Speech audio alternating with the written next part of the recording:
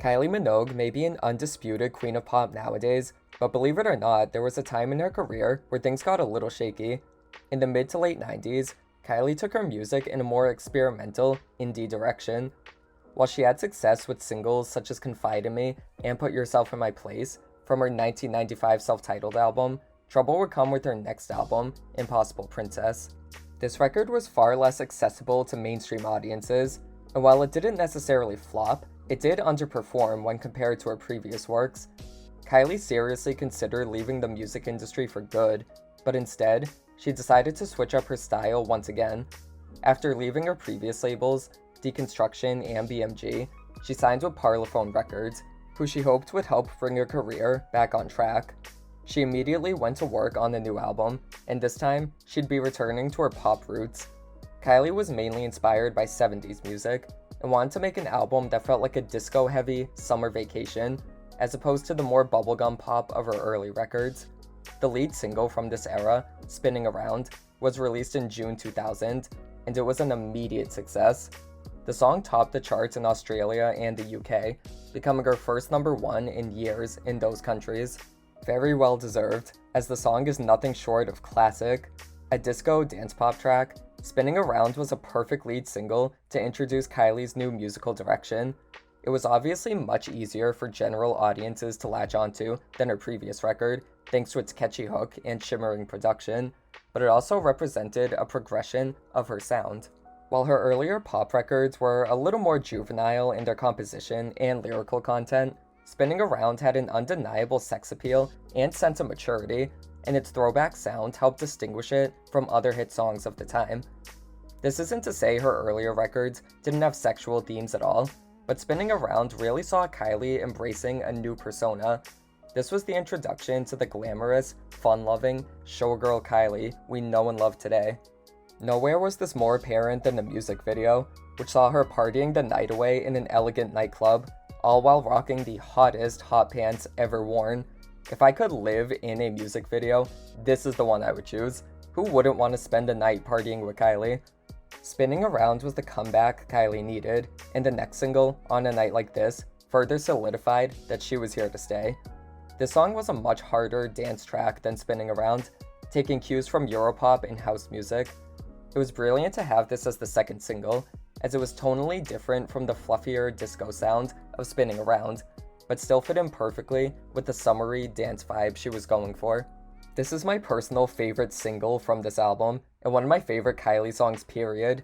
It's so dramatic and grand sounding, a perfect song to scream along with. The video also pushed the sexual envelope, with Kylie undressing in front of a bunch of old men. Those armrests were not the only wood in that room, I am sure of that. This video again showed off a more confident and liberated Kylie.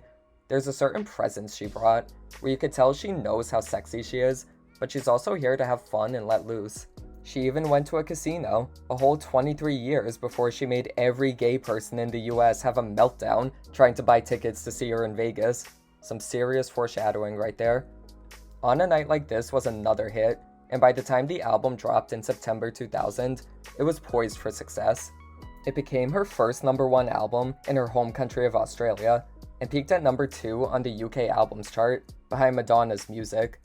The taste of having these two albums at the top, I wish I was old enough and lived in the UK so I could have experienced that. The album was well received by critics and fans alike, who enjoyed the party-driven and carefree atmosphere she created. Light years is the definition of camp, and I know that word is very overused nowadays, but it really does apply here. Not only is it a largely upbeat mixture of genres, from house, electronica, Latin, Europop, high energy, and funk, but Kylie's sex kitteny dance floor queen performance truly takes it over the top. Your Disco Needs You is especially hammy, with a bombastically huge chorus that features blaring horns and a choir of shouting men. The song is a call to action of Kylie telling you to get on the dance floor, not just to have fun, but because it's what the world needs. It sounds like a propaganda piece to get you to enlist in the army, if that army wore assless chaps and heels, that is. The bridge of her speaking in French really takes the song over the top in the best way. She truly sounds like a war general giving an impassioned speech. The speech may have worked a little too well, as some of her fans apparently protested outside of her record label to have the song be released as a single in the UK. Despite the demonstration, it never got a single release there, although it did receive one in Germany and Australia. The song Please Stay was released as a single instead, and honestly, I can't see why. Please Stay is a more low-key, Latin-influenced disco song. It's definitely one of the more chill tracks, but I think it was smart to release this as a single, since it showed Kylie could do more than incredibly up-tempo songs. Your Disco Needs You would have made for a great single as well, but having a slower song being pushed was a good way to make this era feel more rounded out. And plus, I just love Please Stay. It's such a summer staple for me, definitely a perfect song to throw on while you're relaxing by the pool, in addition to one of the other tracks, Love Boat. This song is a tribute to the TV show of the same name, and it totally gives off the vibes of that show. I've never actually watched a full episode of Love Boat, but I feel like I get the gist of it since it's been widely referenced and parodied in pop culture, and Kylie's take on it really sells you the same vacation fantasy, with lines about getting drinks and losing all your cares.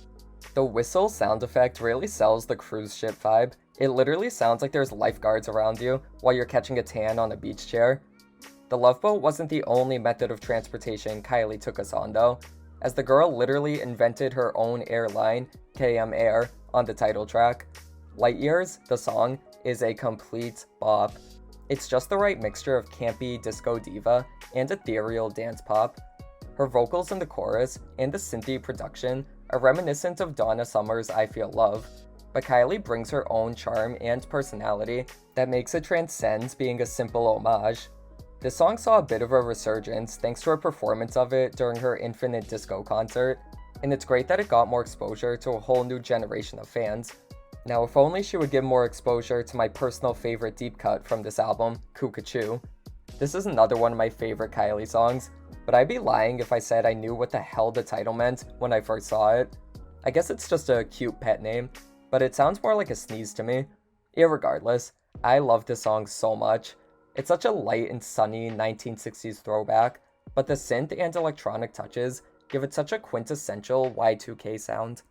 I don't know if this will make sense to anyone, but it makes me feel like it's the early 2000s and I'm playing one of those extreme sports games on the PS2. I don't know why, it just gives me that vibe, since it sounds like that time period. Disco Down is another quintessentially early 2000s piece of Europop, and one of the best songs on the album. It is pure drama, with Kylie reminiscing on her past relationship and comparing their breakup to a disco burning down. My favorite line is in the second verse, when she says, "It's been 10 years now this Sunday, since you left, or was it Monday?" I love how she had to think about that, as if it's not crazy enough that she remembers the exact day this man left her over a whole decade later. Butterfly is another great dance track, with more of a house and EDM sound. It was meant for the clubs, with its pulsating electronic beat. It was released as a promotional single in the US, but man, I wish they would have pushed it even more. Little Me would have ate this up. A video would have been so good too. I always pictured it having one of those crazy, brightly colored, horrible CGI music videos from the time. Now, a song that did get a video was Kids, featuring Robbie Williams, and thank God it did, because this song is such a banger.